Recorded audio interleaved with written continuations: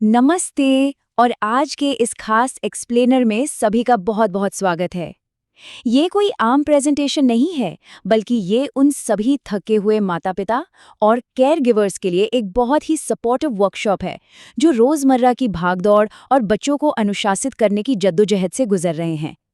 हम अक्सर सोचते हैं ना कि जापान में छोटे छोटे बच्चे अपना बैग खुद कैसे संभाल लेते हैं, बिना शोर मचाए कतारों में कैसे खड़े रहते हैं और बिना डांट खाए इतने डिसिप्लिन्ड कैसे रहते हैं।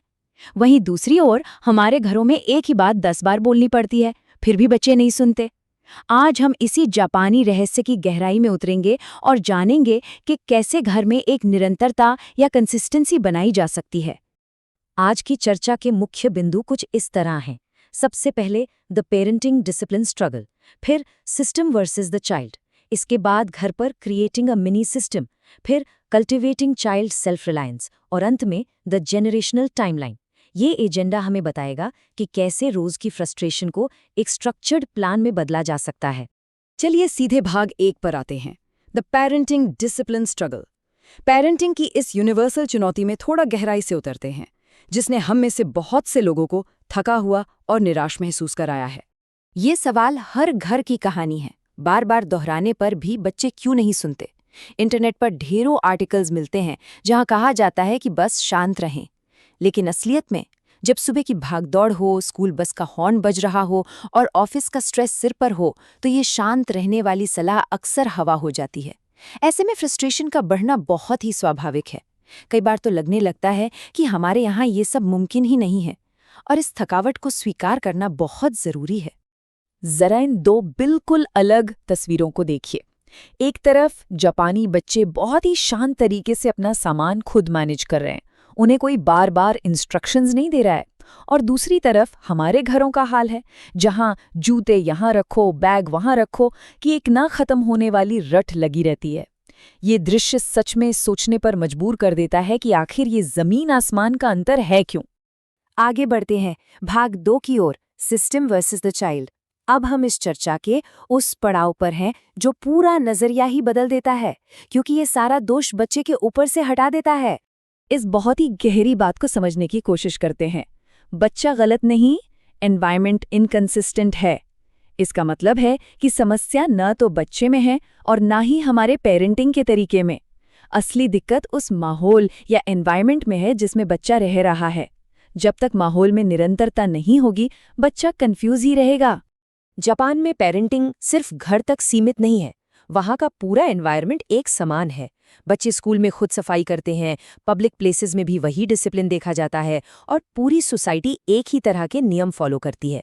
दूसरी तरफ हमारे यहाँ का माहौल काफी कंफ्यूजिंग होता है। घर के नियम अलग हैं, बाहर कोई नियम नहीं है और स्कूल का प्रेशर बिल्कुल अलग है। इतने सारे अलग अलग नियमों के बीच बच्चा कुछ सीखेगा कम और कंफ्यूज ज्यादा होगा।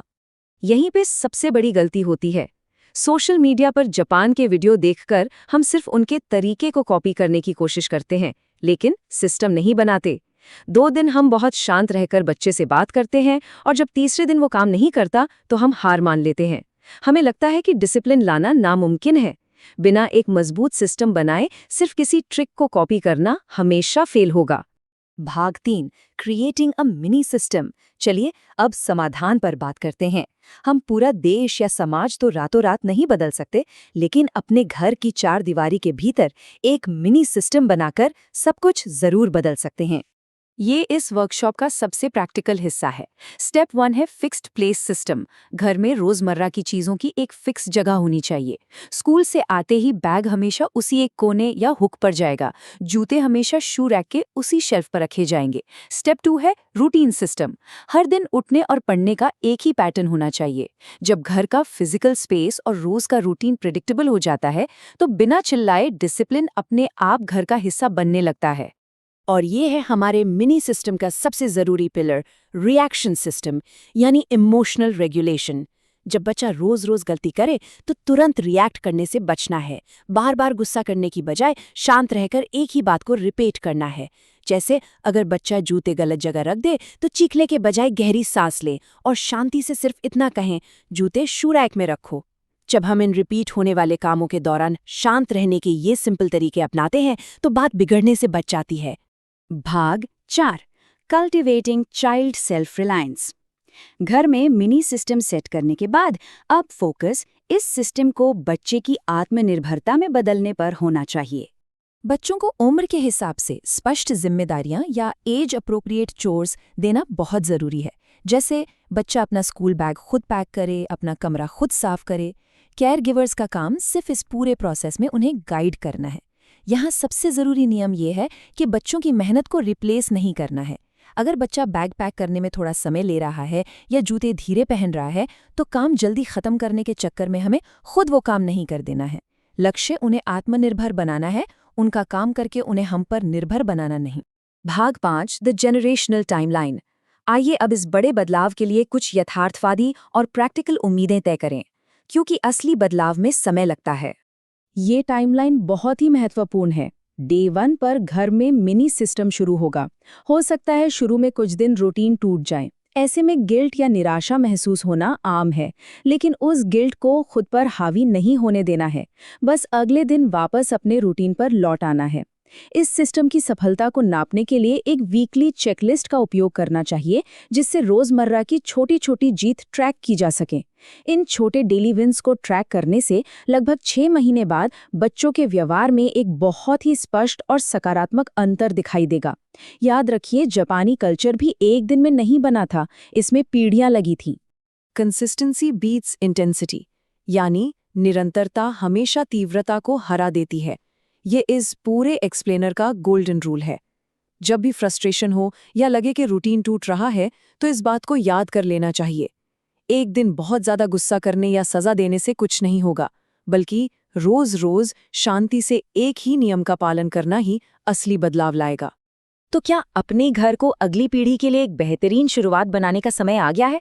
हम रातों रात पूरा सिस्टम तो नहीं बदल सकते, लेकिन अपना घर वो पहला कदम ज़रूर बन सकता है। अगर घर में इन कंसिस्टेंट आदतों की शुरुआत करने का मन बना लिया है, तो अपनी सक्सेस स्टोरी ज़रूर शेयर करें, ताकि बाकी लोग भी प्रेरित हों। ये कमिटमेंट लें, मैं शुरू कर रहा हूँ। इस बदलाव की दिशा में उठाया गया ये पहला कदम बहुत मायने रखता है।